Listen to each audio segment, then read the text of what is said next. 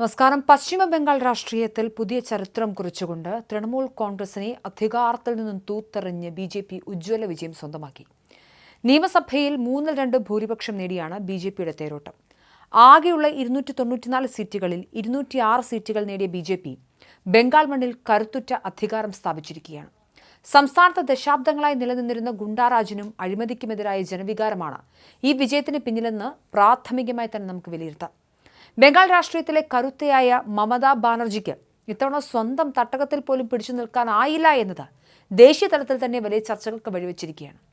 ഭവാനിപൂരിൽ മത്സരിച്ച മമതാ ബാനർജി പ്രതിപക്ഷ നേതാവ് സുവേന്ദു അധികാരിയോട് 15,105 വോട്ടുകൾക്കാണ് പരാജയപ്പെട്ടത്.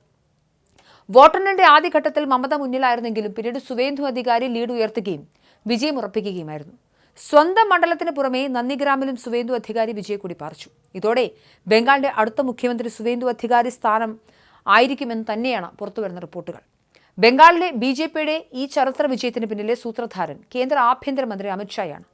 ഓരോ മണ്ഡലത്തിലും കൃത്യമായ തന്ത്രങ്ങൾ മെനഞ്ഞും താഴെത്തട്ടിൽ പ്രവർത്തകരെ ഏകോപിപ്പിച്ചും അമിത്ഷാ നടത്തിയ നീക്കങ്ങളാണ് തൃണമൂലിന്റെ കോട്ടകൾ തകർക്കാൻ ബി.ജെ.പിയെ സഹായിച്ചത്. രാഷ്ട്രീയ ചാണക്യൻ എന്ന തന്റെ വിളിപ്പേര് അന്വർത്ഥമാക്കുന്ന പ്രകടനമാണ് അദ്ദേഹം ബംഗാളിൽ കാഴ്ചവെച്ചത്.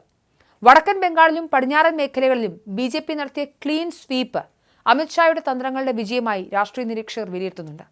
കഴിഞ്ഞ നിയമസഭാ തെരഞ്ഞെടുപ്പിൽ നന്ദിഗ്രാമിൽ വെച്ച് സുവേന്ദു അധികാരിയോട് ഏറ്റുമുട്ടി പരാജയപ്പെട്ട മമതയ്ക്ക് ഇത്തവണ ഭവാനിപൂരിലെ പരാജയം രാഷ്ട്രീയമായി വലിയ തിരിച്ചടിയാണ്. 3 തവണ തുടർച്ചയായി ഭരിച്ച തൃണമൂലിനെതിരെ ജനങ്ങൾ ഭരണവിരുദ്ധ വികാരം പ്രകടിപ്പിച്ചു എന്നത് വ്യക്തമാണ്.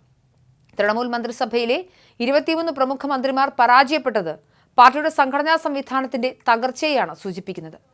ന്യൂനപക്ഷ വോട്ടുകൾ വിഘടിച്ചു പോയതും ഇടതു കോൺഗ്രസ് സഖ്യം ചിലയിടങ്ങളിൽ വോട്ട് വിഹിതം തിരിച്ചുപിടിച്ചതും തൃണമൂലിന് വിനയുമായി. ബംഗാളിലെ രാഷ്ട്രീയ കലാപങ്ങൾക്കും ഗുണ്ടാരാജിനും അന്ത്യം കുറിക്കുമെന്ന വാഗ്ദാനവുമായാണ് ബി.ജെ.പി ഭരണമേൽക്കുന്നത്. തൃണമൂൽ പ്രവർത്തകർ നടത്തിയതായി പറയപ്പെടുന്ന അക്രമങ്ങളെ ഉരുക്കുമുഷ്ടി ഉപയോഗിച്ച് അടിച്ചൊതുക്കുമെന്നും സംസ്ഥാനത്ത് നിയമവാഴ്ച തിരികെ കൊണ്ടുവരുമെന്നും ബി.ജെ.പി നേതൃത്വം പ്രഖ്യാപിച്ചു കഴിഞ്ഞു. വോട്ടെണ്ണലിന് ശേഷം പലയിടങ്ങളിലും അക്രമങ്ങൾ റിപ്പോർട്ട് ചെയ്യപ്പെട്ട സാഹചര്യത്തിൽ സംസ്ഥാനത്തുടനീളം കനത്ത സുരക്ഷയാണ് ഏർപ്പെടുത്തിയിരിക്കുന്നത്. അക്രമങ്ങളിൽ ബി.ജെ.പിക്ക് പങ്കില്ലെന്ന് നേതൃത്വം ആവർത്തിച്ച് വ്യക്തമാക്കുന്നുണ്ട്. തൃണമൂൽ കോൺഗ്രസ് വെറും 81 സീറ്റുകളിലേക്ക് ഒതുങ്ങിയപ്പോൾ കോൺഗ്രസിന് 2ഉം CPM-ന് 1 സീറ്റും മാത്രമാണ് ലഭിച്ചത്.